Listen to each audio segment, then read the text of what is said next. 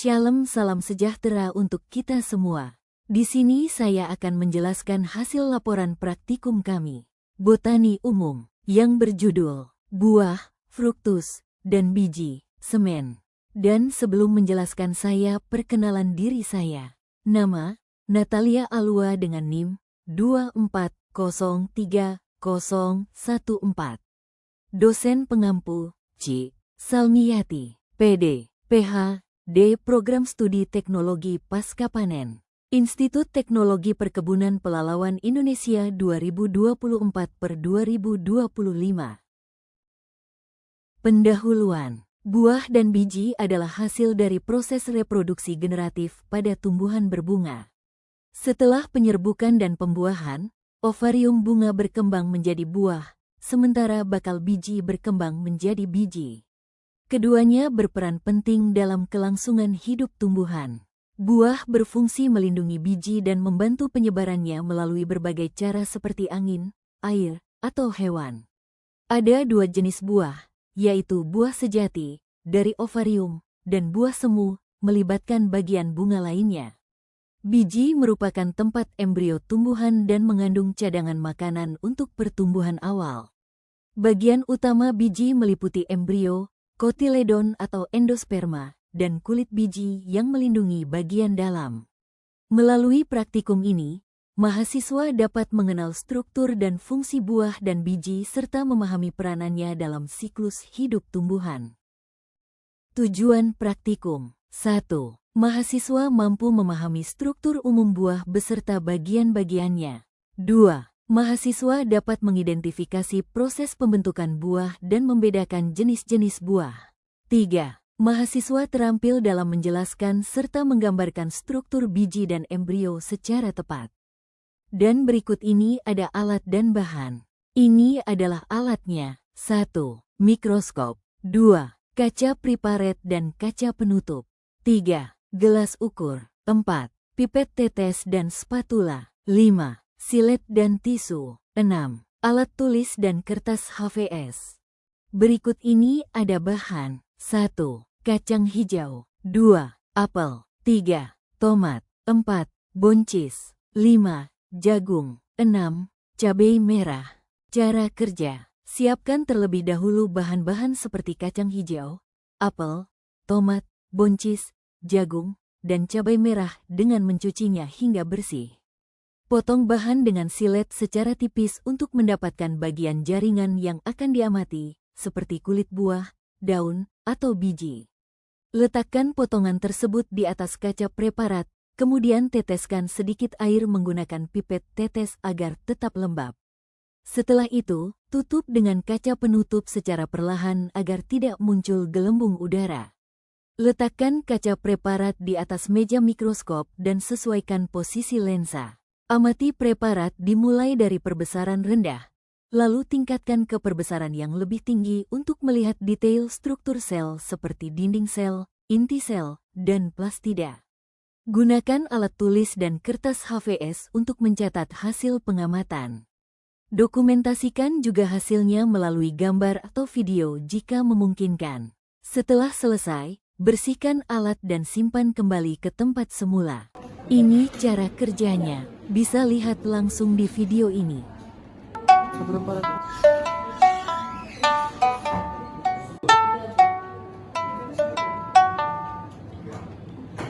Berikut ini hasilnya, daging cabai. Gambar ini menunjukkan irisan jaringan buah cabal yang tampak berwarna merah oranye.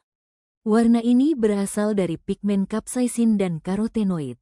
Jaringan tampak berdaging dan padat, yang merupakan mesokap tempat penyimpanan zat gizi dan air. Biji cabai. Irisan biji cabai tampak berbentuk lonjong dengan permukaan yang lebih terang di bagian tengah. Terlihat struktur embrio yang terlindungi oleh testa, kulit biji. Biji cabai biasanya mengandung cadangan makanan dan jaringan pelindung.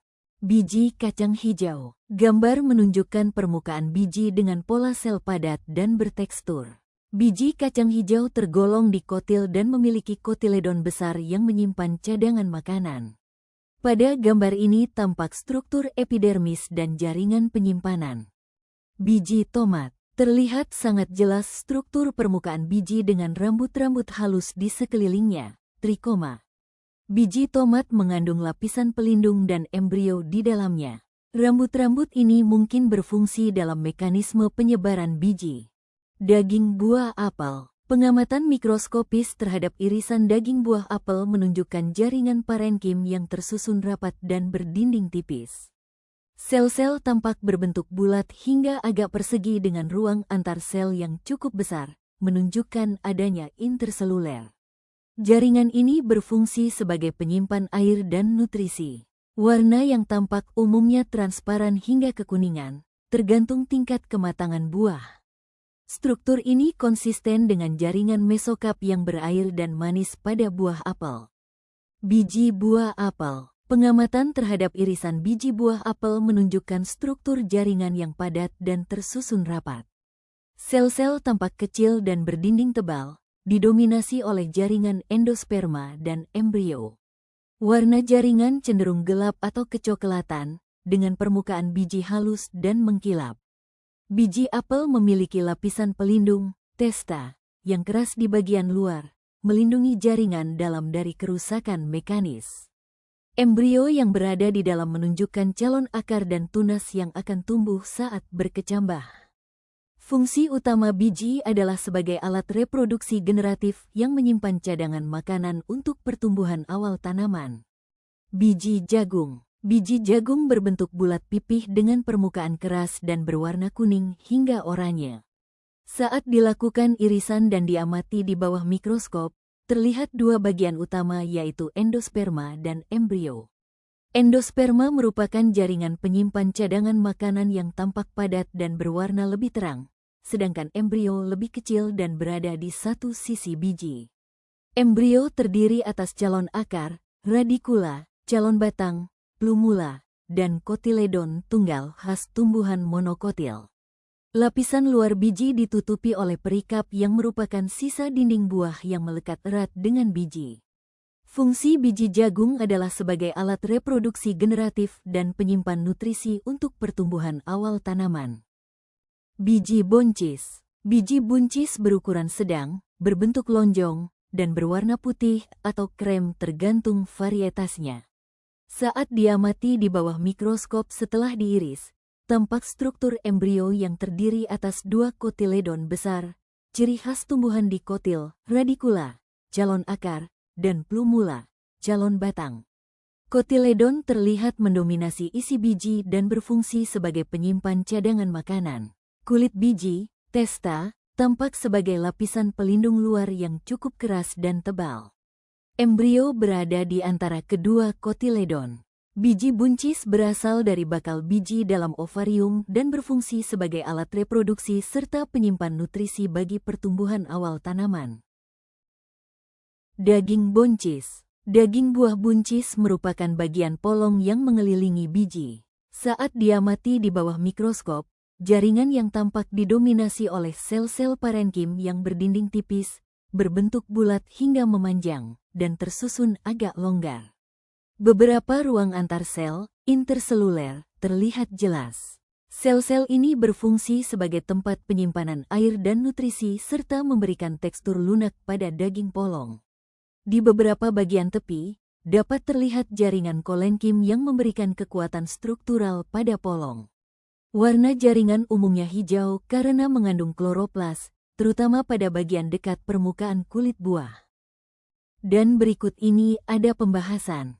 Praktikum ini bertujuan untuk mengamati struktur mikroskopis dari berbagai jenis biji dan daging buah menggunakan mikroskop cahaya.